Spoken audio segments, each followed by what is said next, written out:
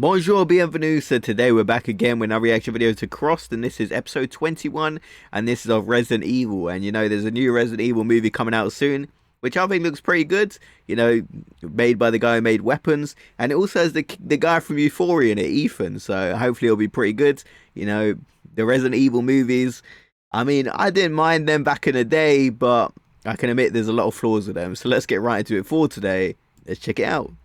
And before we do, shout out to Chick and I once again for the English subtitles. They always do a great job. Salut à tous, c'est Karim Debache pour un nouvel épisode de Crossed et aujourd'hui, je marche sur l'air. C'est diablerie. Parce qu'on va s'intéresser à un film réalisé par un cinéaste qui déchire, qui défonce, que dis-je qui défonce, qui déglingue sa race à la machette. Au sécateur. Ah, c'est moins pratique. Ouais, j'ai très peu de notions d'armes blanches. T'es prêt? Ouais, attends. Vas-y. Paul Thomas Anderson est un réalisateur, scénariste et producteur angelin. C'est comme ça qu'on appelle les habitants de Los Angeles. Ne m'en remerciez pas. C'était pas prévu. Il commence sa carrière en 1996 avec le film Hard Eight, un petit polar plutôt bien ficelé avec Philip Baker Hall, John C. Reilly, Gwyneth Paltrow et Samuel L. Jackson. Il enchaîne avec l'excellent Boogie Nights, qui est une sorte this ain't Paul Thomas Anderson, it's Paul W.S. Anderson or something like that, right? He's obviously making a little joke there. D'immenses fresques de l'industrie du porno dans les années 70 et 80. C'est un sujet qui lui tient pas mal à cœur étant donné qu'il a grandi dans la vallée de San Fernando, qui était à l'époque considérée comme la capitale de la pornographie. Il y a une capitale du porno? Donc Boogie Nights c'est une tuerie, il faut absolument voir ça si c'est pas déjà fait, d'autant que le rôle principal est tenu par Marky Mark. Come on. Après ça, Paul Thomas Anderson enchaîne avec Magnolia, un film choral dramatique de plus de 3 heures qui se passe également dans la vallée de San Fernando et qui est très inspiré du non moins excellent Shortcuts de Robert Altman, qui lui-même était une adaptation des nouvelles de l'auteur américain Raymond Carver. Et si vous n'êtes pas convaincu par Magnolia, en voici un extrait avec Tom Cruise dedans. Séduire et détruire vous enseignera les techniques pour que n'importe quelle jolie blonde bandant. Like, he really was funny in this movie. He's sort of like those red pill manosphere gurus, like those grifters that are really popular now. So this was like really back in the day where they weren't as popular. And, you know, it's kind of more of a niche thing. Se met à mouiller rien qu'en pensant à votre... Après ça, il a fait Punch Drunk Love, sûrement une des comédies romantiques les plus touchantes des années 2000. La performance étant d'autant plus impressionnante que le premier rôle est tenu par Adam Sandler. Puis There Will Be Blood, universellement reconnu comme un chef-d'œuvre. Et enfin, The Master, récemment avec Joaquin Phoenix, que je trouve un peu moins intéressant que les autres, mais... Oh, The Master, another great film. I actually only just saw this like in the last year. Like when they were doing like old school movies in cinema. Like I really like this one. Obviously it's like a lot like Scientology, isn't it? Il vaut quand même le coup. Une petite anecdote en bonus, Anderson est un ami de Tarantino et ce dernier a dit il y a quelques années que les films d'Anderson sont tellement bons qu'il se donne un mal de chien pour rester au niveau. Si ça c'est pas trop stylé, je pense que ce mec est un génie, je pense que c'est un des cinéastes les plus importants de sa génération et je pense qu'il mérite plus de reconnaissance. Putain, mais ça veut dire que le film d'aujourd'hui il va déchiqueter au point américain clouté. Bah bizarrement non. C'est pas top. Étrange. C'est quoi le film? Resident Evil. Ouais, t'es en train de confondre Paul Thomas Anderson, le réalisateur de Boogie Nights, et Paul W.S. Anderson. Yeah, Paul W.S. Anderson. A big difference. At first, because I didn't recognize the first movie with Samuel Jackson, so I'm like, did he really start with that movie? But then they mentioned, you know, Boogie Nights. I'm like, oh, okay, I get the joke here. And I actually really like Death Race from Paul W.S. Anderson. I would say that's one of my guilty pleasures. I love Death Race so much. Personne, celui de Resident Evil. Depuis quand t'es devenu fort en prénom, toi? Et t'as sûrement fait exprès pour pouvoir parler d'un réal que t'adores. Non, ce serait dégueulasse. Oh, I wouldn't expect to hear that song in there. Film d'horreur there. sorti le 15 mars 2002 aux États-Unis et réalisé par Paul W.S. Anderson, un cinéaste anglais qui s'est fait connaître avec son adaptation de Mortal Kombat en 1995, mais qui a aussi réalisé un paquet de films effroyables comme Alien vs Predator, Les Trois Mousquetaires 3D. Là, je vous le conseille un peu.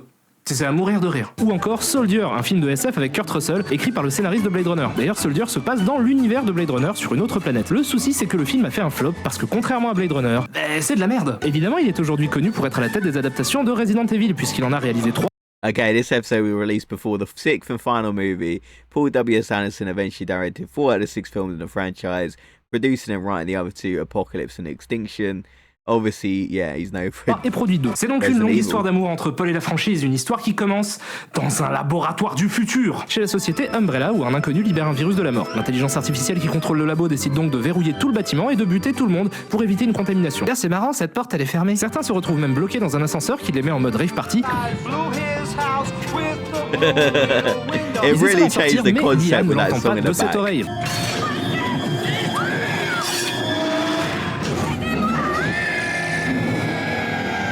Ok, on va s'arrêter 2 secondes. Pourquoi t'as fait ça? Parce que là, c'est vraiment pas sympa, quoi. Tu pouvais la décapiter direct, t'avais pas besoin de faire descendre l'ascenseur pour qu'elle ait le temps de se rendre compte qu'elle va crever. C'est juste vraiment mal poli. Et très étrange, étant donné que t'es une intelligence artificielle et que t'es pas censé prendre du plaisir en tuant des gens. Attention, tu vas mourir. Oh non, non, non, non, ah bah si. Pendant ce temps-là, Mila Jovovich se réveille après ce qui me semble avoir été une super soirée et se rend compte qu'elle est amnésique toute seule dans un grand manoir avec des caméras partout, des arbres dehors et surtout des jumpscares pas chers. Elle décide de mettre une robe parce que c'est pas parce qu'on se réveille amnésique à poil dans la douche avec des coupures partout qu'on peut pas être élégante. Elle sort et se fait mettre un coup de pression par des feuilles mortes. Comment tu vas en chier quand les zombies vont arriver? Elle se rend compte qu'elle n'est pas seule, il y a un comptable avec elle, mais à peine ont-ils eu le temps de faire connaissance que débarque sans prévenir un Wait, what's that? vont arriver. Elle se rend compte qu'elle n'est pas seule, il y a un comptable avec elle. Hi guys, just another little subliminal message to tell you that the guy I'm calling the accountant actually introduced himself as a police officer, but I don't find him credible as a cop at all, so I decided to call him the accountant for the rest of the review. That way, anyone who hasn't seen the movie and doesn't hit pause will think he really is an accountant. It's like teaching a baby that a fork is pronounced pen. Okay? Mais à peine ont-ils eu le temps de faire connaissance que débarque sans prévenir un commando de l'aune armé jusqu'aux dents qui défonce les fenêtres, menotte le comptable et demande à Mila de faire son rapport. Je veux votre rapport, soldat. En fait, je me suis cogné à la salle de bain. On comprend que le labo du début se trouve sous le manoir, évidemment. Donc les Lawns enlèvent leur masque à gaz pour entrer dans la zone empoisonnée. Ce qui permet de découvrir leur visage. Donc comme d'habitude, on a le gros bourrin au grand cœur, le sidekick rigolo et le garçon manqué qui cette fois sortait le champagne est interprété par Michelle Rodriguez. Michelle Rodriguez qui joue un garçon manqué, c'est super couillu, j'avais jamais vu ça. Enfin, sauf dans SWAT Unité d'élite ou dans Battle Los Angeles ou dans Machete. Every ou dans role she Fast and does. Furious 1, 4, 6... Avatar. Avatar. Bon, après, c'est pas la pire actrice du monde, c'est pas comme si elle avait joué dans un film de oh putain de merde. Bah, c'est lui qui m'en veut là. Bref, les héros ont besoin de prendre un train pour accéder au labo, mais il est en panne, c'est donc Michelle Badass Rodriguez qui va le réparer. Quand soudain. Alors, ça y est. Nerveuse? Mais quel âge tu as, toi? Comment je l'ai trop fait flipper! Donc, ils prennent le train. Mais à peine ont-ils eu le temps de partir que Michelle panique déjà parce qu'elle n'arrive plus à ouvrir la porte. Je vous dis qu'on va mourir les gars, on va crever, bordel de merde, on va crever. Heureusement, un militaire réussit à l'ouvrir, ce qui fait entrer un nouveau personnage qui a le pouvoir de déclencher des flashbacks mal montés.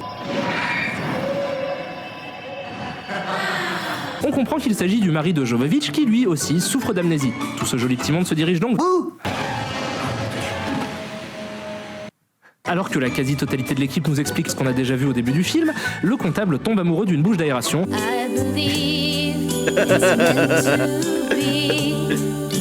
Qu'en sort de cette dernière? Rien. Rien du tout. Enfin, vraiment rien. Retour à l'exploration, l'équipe tombe sur des containers qui visiblement renferment des créatures de l'enfer. Oh, attention Mila, derrière toi! Little jump scare Le there. but du jeu est de désactiver l'intelligence artificielle qui s'appelle la Reine Rouge à l'aide de ce gros bidule de désactivage d'intelligence artificielle qui s'appelle la Reine Rouge. Quelques Lawns se retrouvent enfermés dans un couloir. L'intelligence artificielle déclenche un rayon laser tranchant comme un rayon laser qui traverse la salle en longueur. Ouais, c'est étrange comme système de défense. Demandons son analyse à Mila Jovovich. Il y a une espèce de rayon qui est en train de les tuer. Merci Mila. Le militaire en chef arrive à esquiver des lasers avec un peu de souplesse, mais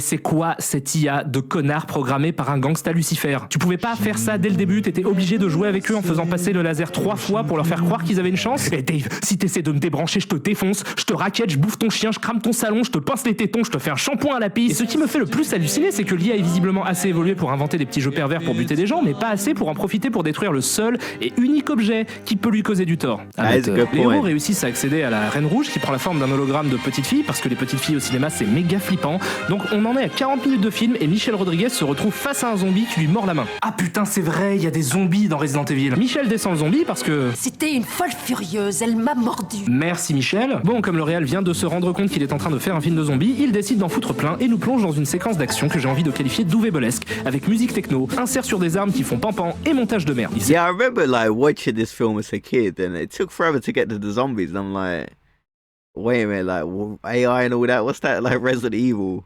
Échappe tous sauf Kinda un threw qui me se fait off, bouffer, but they notre do get incroyable into émotion it qui se dégage de cette eventually. séquence, qui concerne un personnage qui n'a eu que 3 répliques depuis le début du film, et là il va se passer quelque chose d'assez cool. Le liqueur va apparaître. Pour ceux qui ne savent pas ce que c'est, le liqueur est un monstre culte de la saga de jeux Resident Evil qui apparaît pour la première fois dans Resident Evil 2.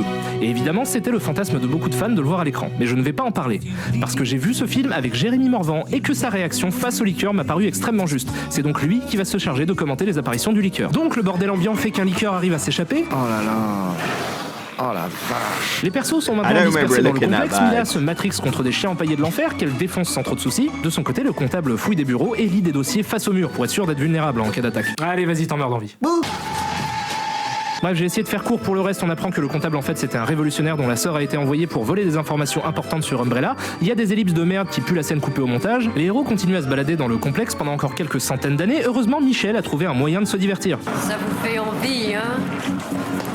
Oh, on a une grosse faim. Ça fait zombie, pam miam miam flashback. Mila se souvient que... Il y a un antivirus. Il y a un antivirus. Il y a un antivirus. et va le chercher pendant que les voisins font la teuf.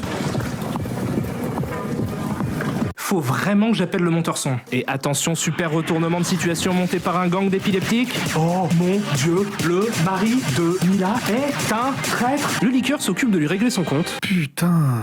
Les héros se barrent en train, le liqueur les rattrape. Ah non mais putain, mais là c'est See, as a festival. kid, I Les actually survivants thought that meurent looked tous à pretty l'exception de cool. Mila et du comptable révolutionnaire qui s'en sort avec une griffure. Il s'échappe, le labo se verrouille et c'est la fin. C'est pas vrai. On a encore droit à une scène où le héros et l'héroïne se rassurent mutuellement en se disant que tout va bien aller dans le meilleur des mondes, et c'est la fin.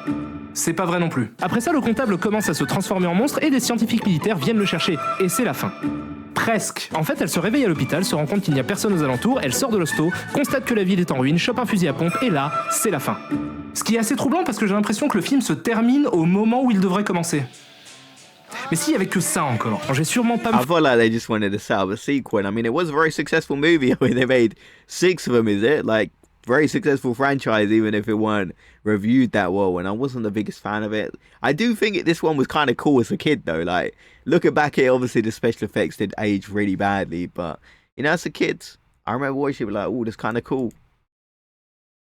Faire que des amis avec ce que je vais dire parce que déjà ça a été un carton, le film a rapporté plus de 100 millions de dollars pour un budget d'à peu près 30 millions et en plus j'ai cru comprendre en me baladant sur le net que certains considèrent le premier Resident Evil comme une adaptation valable. Il a 6,6 sur IMDb, ce qui est une note à peu près correcte. Je trouve ce film vraiment très mauvais, mais vraiment très mauvais. Pour moi c'est pas loin d'être un OV Ball avec quelques qualités supplémentaires. Les acteurs sont à la ramasse. No, I mean, the movie isn't good, but I thought that's a bit too harsh. But then again, maybe I'm being a bit kind to this movie because I do remember it as a kid. So I don't know. I wouldn't say it's as bad as a UA Bowl like movie. Les personnages n'ont rien d'attachant et le fait que Jovovich soit complètement amnésique pendant tout le film fait qu'à la fin, on n'a pas l'impression de la connaître. Alors va te faire foutre. Les effets spéciaux sont... Non mais sérieux les gars. Le montage est complètement aléatoire et putain le son est une horreur. Le montage son me déprime, ou me fait rire d'ailleurs parce que je trouve ça trop cool que les clapets fassent un son du futur. Et la musique me tape sur le crâne.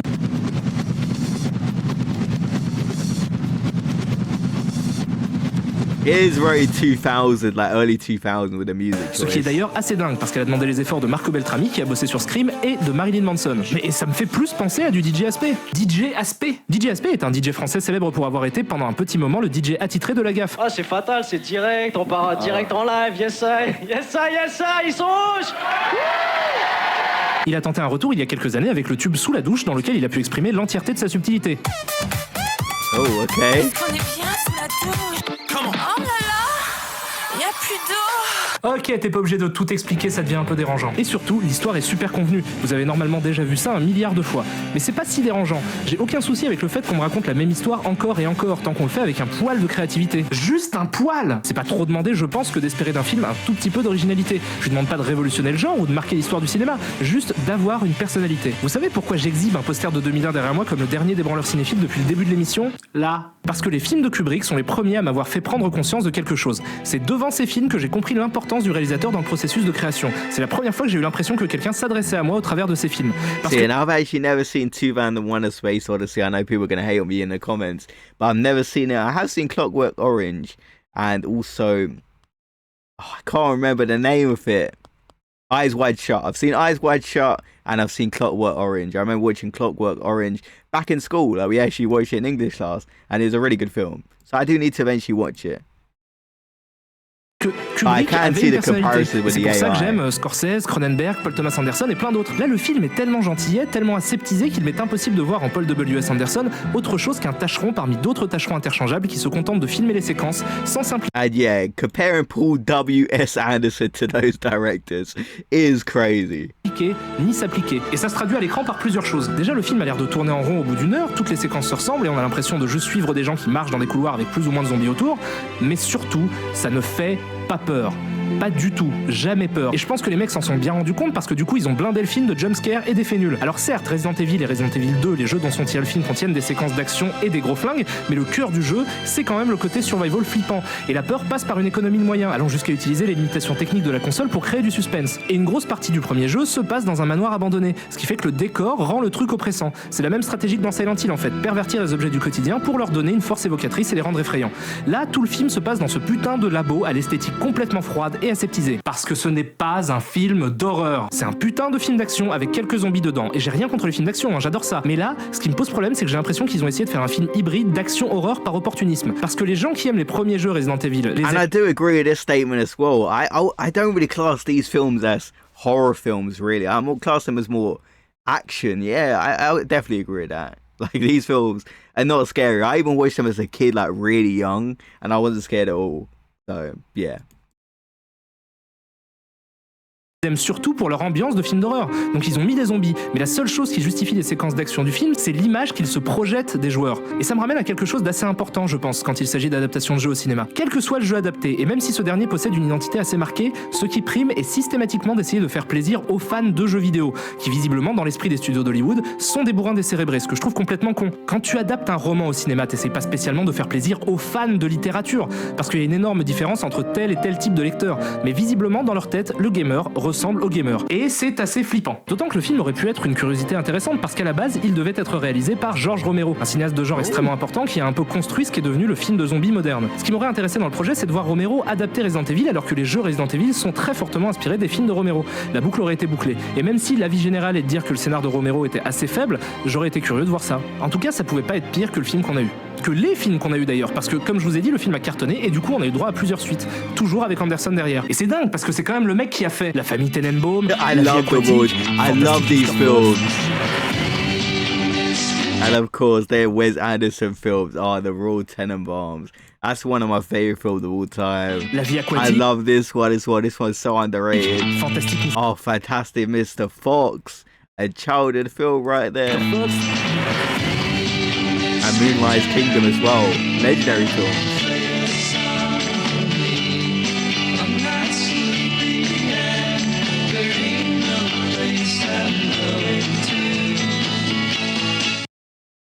Okay, so a nice little video right there about Resident Evil, and these films weren't scary at all.